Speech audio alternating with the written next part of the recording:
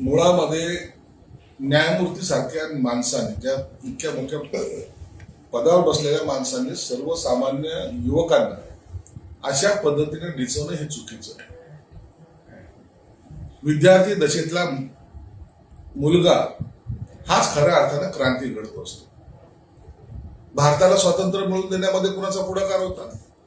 या युवकांचा होता. चले जाव चळवळ जेव्हा महात्मा गांधींनी जेव्हा घोषणा केली, सगळ्यात पुढे कोण होता? हा युवक होता. आणि जेव्हा युवकांचं तुमच्या आंदोलनासाठी, तुमच्या राजकीय भवितव्यासाठी, तुमच्या असलेल्या पक्षासाठी तुम्ही वापर करता आणि त्या जेव्हा काम संपलं तर त्या युवकांचा तुमचा अर्थार्थी काही संबंध नाही, अशा पद्धतीने जेव्हा बोलल्या जातं आणि त्याच्यातल्या त्यात न्यायमूर्ती सारख्या घटनेचा ज्यांना अधिकार आहे त्या माणसाने त्यांना कॉक्रोच म्हणणं हे मला वाटतं अत्यंत गैर आहे. तो त्या युवकांचा अपमानही मी मानतो.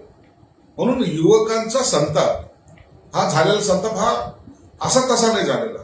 तुम्ही त्यांच्या अधिकार आणि त्यांच्या ताकदीला दिलेलं ते आव्हान आहे